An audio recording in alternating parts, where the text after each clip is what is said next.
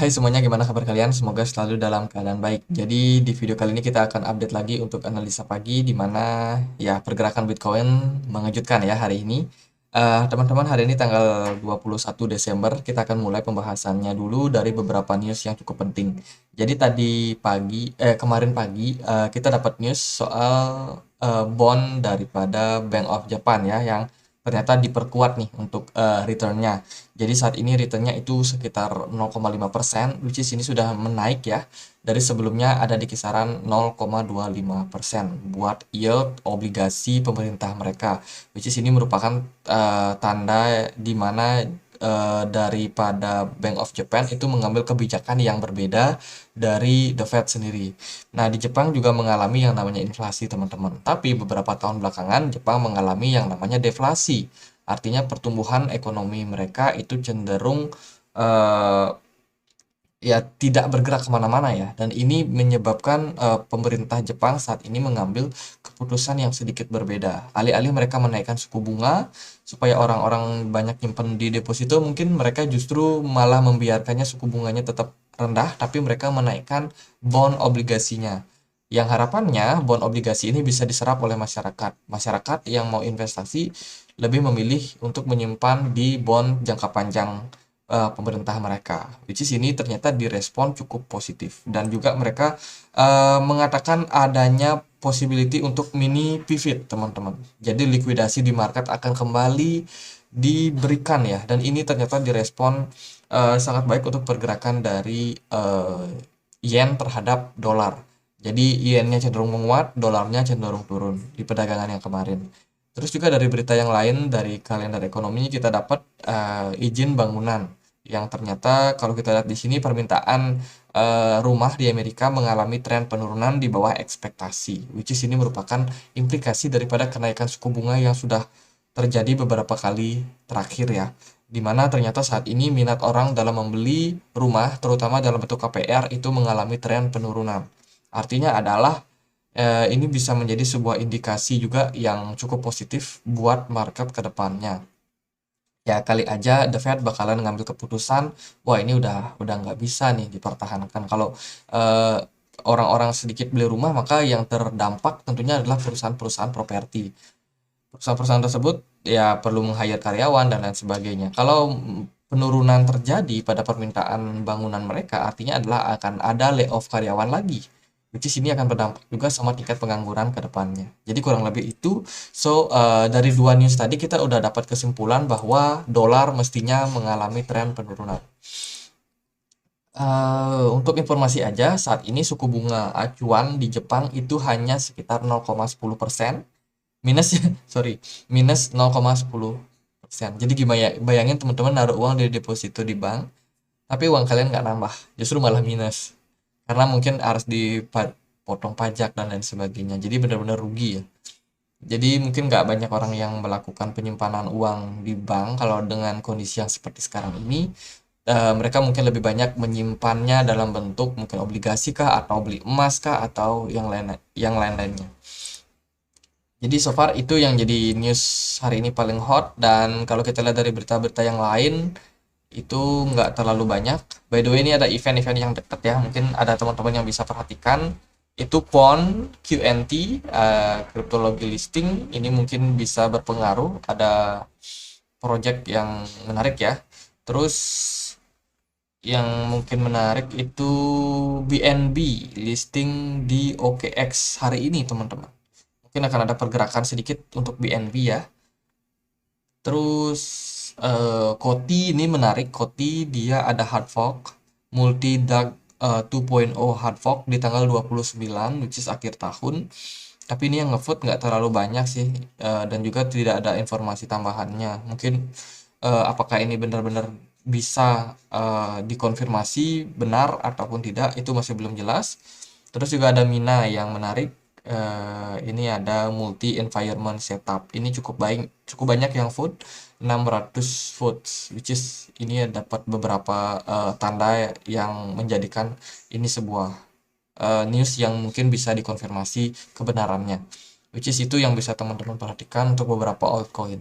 Kita akan bahas langsung untuk pergerakan dari market Bitcoin. Kemarin Bitcoin bergerak cukup mengejutkan setelah sebelumnya dia tertekan ya, turun. Teman-teman, ternyata di luar ekspektasi kita. Sebelumnya kita expect bahwa Bitcoin bisa turun ya sampai kisaran 16.200 something. Di level sini saya pikir merupakan level yang menarik karena di level sini juga sebelumnya ada beberapa pantulan, ada beberapa sideways ya yang mengindikasikan bahwa di level sini banyak terjadi permintaan dan juga penawaran dan harganya langsung dibawa naik. Dan kalau kita lihat di perdagangan kemarin ternyata belum sentuh 16.200. Ya, dia ada di kisaran 16.276, langsung balik naik ke atas teman-teman. Ini di-trigger karena kalau kita lihat dari sini sih efeknya dari penguatan yen ya. Bank of Japan yang ternyata memberikan policy yang menyebabkan yen menguat. Yaitu tadi dia meluncurkan obligasi, membeli obligasi, di mana obligasi tersebut ternyata memperkuat uh, yen terhadap dolar sehingga menyebabkan indeks dolar mengalami tren penurunan kemarin. Kita lihat dari dolar sendiri mengalami tren penurunan jauh juga di bawah ekspektasi kita, di mana kita berharap indeks dolar bisa menguat setidaknya sampai kisaran 105, tapi ternyata di luar dugaan indeks yen itu justru mengalami tren penguatan sementara indeks dolarnya mengalami tren penurunan. Untuk US dollar mungkin gitu, dalam jangka waktu dekat dia akan kembali ngetes yang namanya level support di sini. Kita nggak tahu seperti apa pergerakannya, tapi ada indikasi bahwa di level ini bisa aja indeks dolar ini dipertahankan. So kalau memang hal tersebut terjadi, indeks dolar nggak drop turun, maka kita mungkin akan melihat Bitcoin-nya cenderung stabil, sideways aja di pergerakan saat ini. Kalau kita korelasikan sama saham Amerika kemarin sedikit mengalami rejection ya, mengalami penguatan setelah penurunan yang terjadi dalam 2 hari terakhir. Itu saat ini pergerakannya ada di kisaran 0,10%, dan juga ada sedikit gap di atas di 3.900. Mungkin nanti bakalan ada peluang buat tutup gap di sini, ataupun kita juga ada gap di sini ya, masih ada gap di bawah. Di sini bisa jadi ada sedikit spike turun ke bawah lagi sebelum melanjutkan tren kenaikannya. Jadi untuk S&P 500 kecenderungannya masih dalam trend down, cuman dia ada beberapa indikasi buat tutup gap ke depannya menjelang window dressing. Kita nggak tahu apakah window dressing ini bakal berdampak atau enggak, tapi so far hari ini tanggal 21, which is ada sekitar ya mungkin 5 hari ke depan untuk perdagangan ya. Jadi mungkin waktu yang mepet ini bisa dimaksimalkan buat market, entah itu mereka melakukan pom-pom naik-naik dikit terus mereka jual, atau ya tindakan yang lain lah. Jadi kalau kita lihat dari segi pergerakan market Bitcoin hari ini, Bitcoin ada di kisaran 16.873 dengan posisi BTC dominance yang menurun, yang melemah ya. Tentunya altcoin ini dapat peluang buat naik lebih tinggi. Jadi teman-teman bisa lihat lagi koin-koin apa yang ada news mungkin bisa dimanfaatkan buat trading. Kalau kita lihat dari dari pergerakan dari Bitcoin saat ini, so far kita kalau bisa bertahan di kisaran 16.800 itu merupakan tanda yang cukup positif buat market ya, karena kalau kita cek di time frame daily ya, di time frame daily kita kemarin ada sebuah sinyal negatif. Kalau kita lihat di sini bagaimana kita close-nya itu jelek ya, jelek. Kemudian diikuti juga dengan close daily kemarin jelek sekali, dan sekarang tiba-tiba ada penguatan. Artinya adalah ini mematahkan tren yang terjadi sebelumnya. Karena kalau kita lihat dari segi pergerakan itu ada kecenderungan ini down ya. Tapi market ternyata merespon positif untuk kebijakan dari Jepang sendiri dan menyebabkan sekarang sudah diinvalidate dengan satu candle hijau.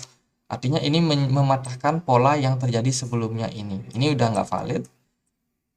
Kita running sama yang ini. Tapi tentunya kita butuh melihat close time frame daily terlebih dahulu. Kita belum bisa berpatokan sama harga saat ini. Kenapa begitu? Karena kita belum close teman-teman. Ada kemungkinan juga bahwa pergerakan itu bisa turun di sini misalkan. Nah itu kan udah nggak terjadi yang namanya bullish engulfing ya. Kita berharapnya ini ada bullish engulfing di mana dari segi Bitcoin sendiri bisa closing di kisaran 16.800 atau sejelek-jeleknya dia bisa closing di 16.782. Nah, itu menjadi sebuah indikasi yang positif buat market bisa sedikit lagi mengalami kenaikan. Ya mungkin bisa, sorry ini aku salah klik. Nah, kita biasanya sih ambil dengan Fibonacci, tarik dari swing high ke swing low, maka kita akan dapat beberapa level yang mungkin berpotensi buat dikunjungi oleh Bitcoin. Yang pertama tentunya itu di kisaran 17.500. Ini agak tinggi. Mungkin di level-level di atasnya ini kita nggak pakai dulu yang C dan DI-nya, kita hapus saja. Jadi target pertama sih kalau Bitcoin bisa closing ya di atas daripada 18.000 atau mungkin bisa di 18.000, which is targetnya kita bisa ngetes di Fibo 61,8 17.500, atau sejelek-jeleknya kita bisa ngetes lagi di sini di level resistance di kisaran 17.200. Jadi itu indikasi kalau positif nanti closingnya masih ada potensi buat mengalami tren penguatan. Tapi kalau andai kata kita closingnya hanya di kisaran 16.800, 16.700 di bawah itu ya, sehingga bullish engulfing tidak tercipta, maka teman-teman kita mungkin akan melihat V formation yang terjadi kemarin itu hanya sementara, dan juga pergerakan market justru diikuti malah dengan tren penurunan lanjutan. Ini kan V formation nih, atau V-shape ya, V-shape.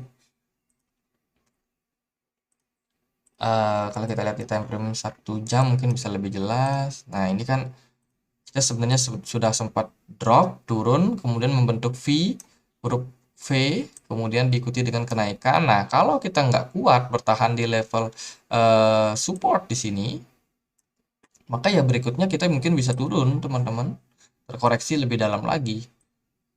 Tapi kalau seandainya kita close bisa di atas daripada 16.800 atau bisa di 17.000 mungkin lebih baik. Nah, itu peluangnya kita untuk mengalami konsolidasi saja atau mengalami sideways saja.